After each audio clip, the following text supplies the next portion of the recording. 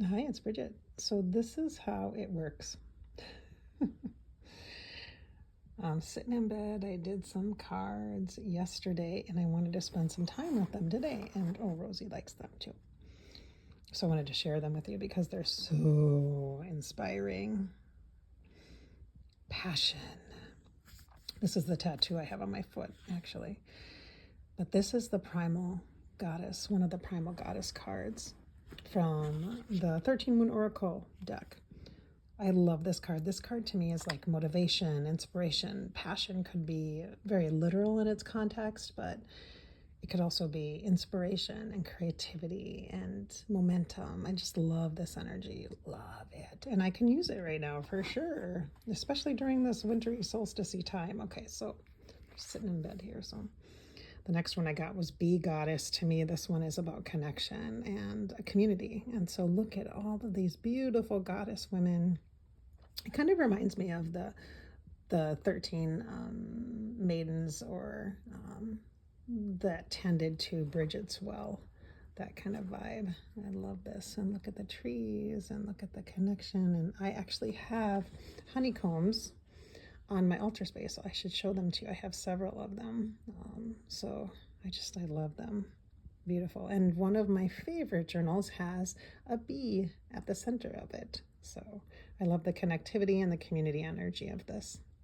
Look at that. We're all in sync and supporting each other. And then the last card I got was the Snake Chamber, which is one of the priestess energies that I have been working with for the last year and a half, ever since my open heart surgery, and just connecting with energy of rooted wisdom and working with the staff and as a tool, and understanding the snake as the divine feminine connectivity, and again leading into passion, which can be harnessed for creativity and momentum and just general enjoyment of life and pleasure of life. And I like the cheetah and leopard print patterns here at the bottom, which I really like. I just got a sweatsuit that is some sweats that are cheetah, leopard print, what have you, the brown and the beiges and the tans, and it's just really gorgeous. And then the connection to the divine feminine and our expression. And again, when it says chamber, the snake, oh, charmer, I'm sorry. I am interpreting this as chamber because I think of the community energy from the previous card, the bee goddess. So when you connect all of these together, they are so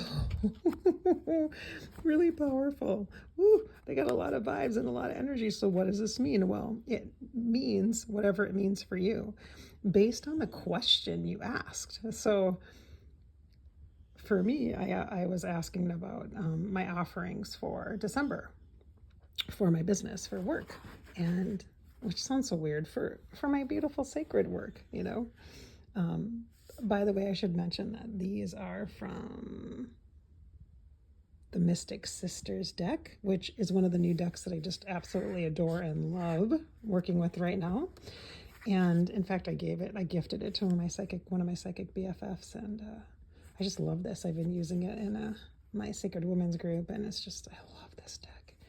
Easy to use and very poignant, especially connected to us women. And we need that right now. Lots of connection and empowerment, uplifting, empowerment and togetherness, whether that be metaphysically or physically, both, yes, on all the planes. And so just some inspiration here as I'm sharing this with you. And so I'm going to spend some time writing about this and how I connect to it myself in my journal. And I would encourage you to do the same kind of a thing. So if you haven't used divination tools like card decks, I would super encourage you to try it, to do it, but to choose a deck that is easy to use and easy to start out with. It doesn't have to be a tarot deck. These are not tarot decks.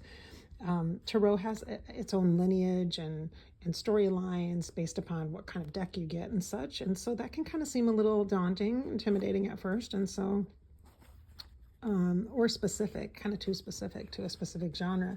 So just grab a deck that is inspiring to you. Like these are both kind of divine feminine decks. This is an archetypal deck here, this 13 moon deck. And this one is, I would say, just a divine feminine deck. And so it's got a lot of different, it does have some archetypal energies in it and some goddess energies, like I want to say Hecate is in there, and there's some other ones. There's energy of, there's dragon energy in there, and there's just a variety.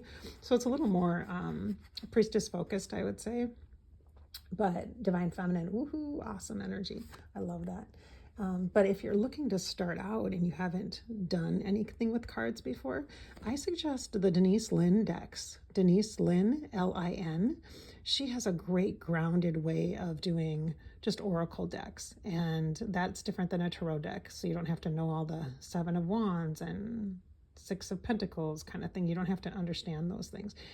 They're how you interpret them and how you work with the cards. So for that, I would recommend a Sacred Traveler deck by Denise Linn, or a really Gateway Oracle cards by Denise Linn. Those are really easy to use. Gateway Oracle cards are super easy. But if artwork speaks to you, then you might want to use a deck or choose a deck based upon the art of the deck. So if you're super clairvoyant or very visual, that might be something that you'll tune into, and you'll read the cards based upon how you feel about the imagery of it. So like here, the colors, oh, I love the colors of this energy. And even though it says charmer, I read it as chamber because I'm feeling the connectivity in a deep and sacred space. This feels like a womb space. This feels like a deep inner temple. This feels like many meditations I've done to go to my low belly, my sacral chakra area, connected with divine feminine power energetically. So this, that's how I would interpret, right? And that's doesn't matter what any words on the cards at all.